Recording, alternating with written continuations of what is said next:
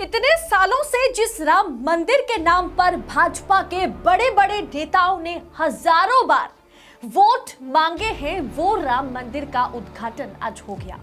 श्री राम की इस अद्भुत मूर्ति ने हर किसी के दिल को ना छू लिया है। लेकिन देशनीति न्यूज चैनल है, हम राजनीतिक खबरों का विश्लेषण करते हैं, इसलिए हम इसे बाकी गोदी मीडिया की तरह आस्था का चैनल नहीं बना सकते। राम मंदिर पर आज सवाल नहीं पूछेंगे, क्योंकि राम का भव्य मंदिर बना है, उनकी पूजा हो रही है, आगे हर रोज पूजा होगी, हजारों श्रद्धालु वहां अयोध्या में पहुंचेंगे, राम मंदिर का दर्शन करेंगे। ये अच्छी बात है, इससे अच्छी बात हो ही क्या सकता है। लेकिन आज राम मंदिर को या श्री राम को कितना बड़ा राजनीतिक मुद्दा बनाया गया, इसे चुनावी इवेंट के तौर पर क्यों प्रस्तुत किया गया, आप अच्छे से जानते होंगे, क्योंकि सामने 2024 चुनाव है। और यकीन मानिए दोस्तों, जिस आस्था का इस्तेमाल किया गया है ना, उसके चलते नरेंद्र मोदी बड़े आसानी से 2024 का चुनाव जीत सकते हैं। जी हाँ, अगर राजनीतिक माहौल आस्था पर ही टिका रहा तो 2024 में मोदी जी फिर से आएंगे। लेकिन यहां एक बड़ा सा लेकिन है, क्योंकि मोदी जी, अगर जनता मोदी जी को लाती है तो जनता को बहुत कुछ नजरअंदाज करना पड़ेगा।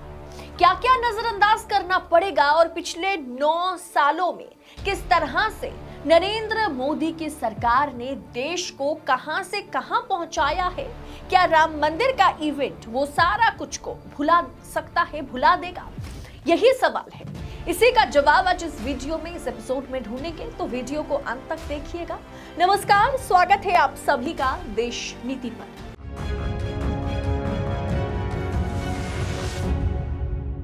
देश नीति, केवल सच्ची और पक्की खबरें।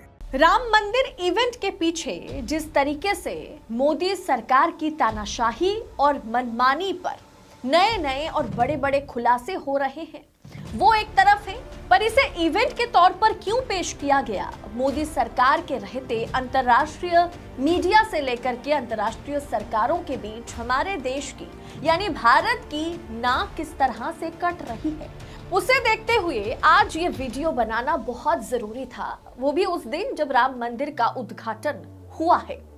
मोदी काल से शुरू हुए भारत के पतन का पर्दाफाश आज इस वीडियो में होगा। फिर आप खुद सोचिएगा, क्या राम मंदिर इन सब पर भारी पड़ेगा, जो आगे मैं आपको बताऊंगी वीडियो में। दोस्तों, ये बात नई नहीं है कि विदेशी मीडिया और देशों के सर्वों को ना मानकर अपनी नाकामी को छुपाने में मोदी सरकार माहिर है।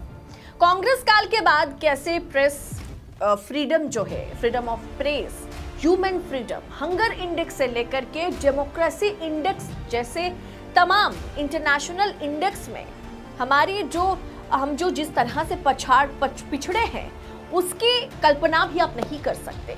क्या राम मंदिर बनने से वो तमाम इंडेक्स में जिस तरह से देश को गिरने का मौका मोदी जी ने दिया है, क्या देश वो भूल जाएगा? आपको मैं विस्तार से बताती हूँ। दोस्तों, आपके सामने ये इंटरनेशनल इंडेक्स का एक चार्ट है जो मैं आपसे शेयर कर रही हूँ, जहां आपको दिखाऊंगी मैं कि 9 साल में देश का ग्राफ सीधा यहां से यहां तक मोदी जी ने एकदम पूरी जिम्मेदारी के साथ उन्होंने पहुंचाया देश को। लेकिन फिर भी राम मंदिर के चलते आपने मोदी जी को 2024 में चुना है, यह आपको याद रखना होगा। इस चार्ट में दर्शाया गया कि नरेंद्र मोदी सरकार के 9 सालों में हमारा देश सभी अंतर्राष्ट्रीय मापदंडों पर कहां खड़े हैं। भारत को विश्व का सबसे बड़ा लोकतांत्रिक देश बताने वाले नरेंद्र मोदी जी कैसे लोकतांत्रिक मापदंडों की धज्जियां उड़ाए हैं, लेकिन फिर भी सत्य और तथ्य पर आस्था भारी है।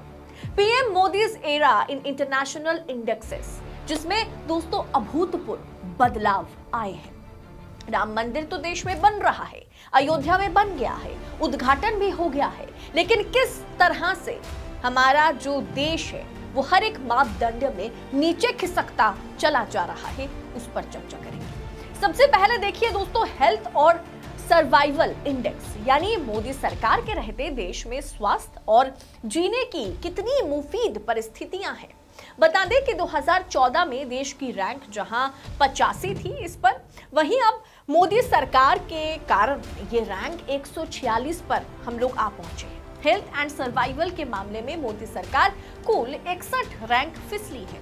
हमारे देश में ना तो ढंग का इलाज होता है इसका अर्थ, और ना ही हमारे देश में आम आदमी सरवाइव कर पाते हैं। इसके बाद बात करते हैं हंगर इंडेक्स की। हंगर इंडेक्स की बात करें तो 2014 में यहां हम 55 पर थे, वहीं अब हम 107वीं रैंक पर पहुंचे थे 2022 में, और 2023-24 में ये 111 पर हम लोग पहुंच गए। यानी मोदी सरकार के आने से देश में भुखमरी कम नहीं बल्कि 52 से करीब 55 रैंक गिरने के साथ भयंकर रूप से बढ़ी है। लेकिन फिर भी दोस्तों, राम मंदिर तथ्य और सत्य पर भारी है। बात करें ह्यूमन फ्रीडम इंडेक्स यानी व्यक्ति की आजादी, अभिव्यक्ति की आजादी की, जिसमें हम ह्यूमन राइट्स अक्सर मोदी सरकार को चेताता हुआ नजर आता है। इसमें भी 2014 के बाद से देश में हालात खराब हुए हैं। 2014 में हम यहां 106 पायदान पर थे, वहीं 44 रैंक फिसल कर अब हम 150वीं रैंक पर पहुंच गए। दोस्तों, आप समझ रहे होंगे कि किस तरह से राम मंदिर का उद्घाटन क्यों इतने भव्य तरीके से किया गया, ताकि इन सच्चाइयों से जनता को दूर रखा जाए। बात करें वर्ल्ड हैप्पीनेस इंडेक्स की, यानी कौन से देश कितना खुश है, अपनी जनता को कितना खुश रखता है, उसमें देश के अंदर खुश रहने वाले लोगों की संख्या बहुत कम है। दोस्तों, हमारे देश के इंडेक्स में 2014 में ये रैंक जो है, इसमें हम 111वीं स्थान पर थे और अब ये संख्या 139 हो गई है।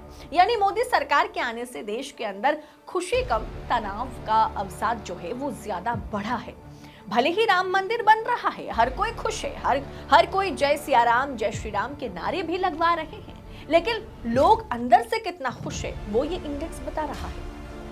पर्यावरण और प्रदूषण में बड़े बड़े समिट करने वाली मोदी सरकार एनवायरमेंट प्रोटेक्शन इंडेक्स लिस्ट में भी 2014 से पिछड़ी हुई है, और 2014 में हम 155 पर थे और अब हम 180वीं रैंक पर पहुंच गए हैं। दोस्तों, भारत 114 से 21 रैंक गिरा है। देश को सबसे बड़ा लोकतांत्रिक देश बोलने वाली बीजेपी, भारतीय जनता पार्टी, अपने कार्यकाल में इस लिस्ट के अंदर 20 रैंक फिसली है। दोस्तों, हम कहते हैं ना, नरेंद्र मोदी ने, बीजेपी सरकार ने हाल ही में महिलाओं के लिए अलग से आरक्षण कानून लेकर के वो आती है, लेकिन महिला और पुरुष के बीच जो समानता है, जो इक्वलिटी है, उसमें हमारा रैंक ना, देश का रैंक जो है वो गिरता चला जा रहा है। भले ही हम श्री राम को पूज रहे हैं और उनके लिए भव्य मंदिर का उद्घाटन कर रहे हैं, भव्य मंदिर बना रहे हैं, लेकिन ये सिर्फ राजनीतिक एक अवसर का लेकिन ये सिर्फ और सिर्फ राजनीति करने के लिए किया जा रहा है। अगर नरेंद्र मोदी की सरकार वाकई देश का विकास करती, अगर देश की उन्नति करती, तो आज इन सभी इंडेक्स में राम मंदिर तो एक तरफ बन रहा है, बना है, उद्घाटन भी हुआ है, पूजा भी होगी हर रोज, लेकिन साथ ही साथ ये सारे इंडेक्स में हमारी जो रैंकिंग है ना, हम ऊपर जाते ना कि नीचे आते। बात करें हेनली पासपोर्ट सूचकांक, जिससे पता चलता है कि किसी देश के नागरिक कितने देशों में वीजा मुफ्त यात्रा कर सकते हैं, उसमें भी मोदी सरकार ने पिछले 9 सालों में 16 रैंक गंवाई है। अब बात करें ह्यूमन डेवलपमेंट इंडेक्स की, तो पिछले 8 सालों में इसमें मामूली 2 पायदान का अंतर, यानी देश के नागरिकों के विकास में भी मोदी सरकार बुरी तरीके से फेल साबित हुई है। आखिरी में बात करते हैं प्रेस फ्रीडम इंडेक्स की, फ्रीडम ऑफ प्रेस, यानी पत्रकारिता की आजादी हमारे देश में, प्रेस की जो फ्रीडम है वो हमारे देश में कहां पर है ये आप अच्छे से जानते होंगे। इसके लिए अलग से आपको इंडेक्स में हम कहां पर है ये बताने की जरूरत नहीं है। गोदी मीडिया से लेकर के किस तरीके से विदेशी मीडिया, अमेरिका जैसे देश प्रेस फ्रीडम यानी फ्रीडम ऑफ प्रेस को लेकर के मोदी सरकार को चिताते रहे। हमारे देश में आजादी सिर्फ गोदी मीडिया को दी गई है, लेकिन किसी भी स्वतंत्र पत्रकारिता की कोई जगह हमारे देश में इस वक्त है नहीं। हम बीबीसी को बैन करते हैं, हम न्यूयॉर्क टाइम्स को मोदी विरोधी, भारत विरोधी कहते हैं। 2014 से अब तक इसमें भी, यानी फ्रीडम ऑफ प्रेस का जो इंडेक्स है उसमें भी 10 रैंक हम फिसले हैं। इसका मतलब मोदी सरकार ने पिछले 9 सालों में देश के अंदर लोकतंत्र के चौथे स्तंभ को गिराने का पूरा काम किया है और अब भी ये लगातार जारी है।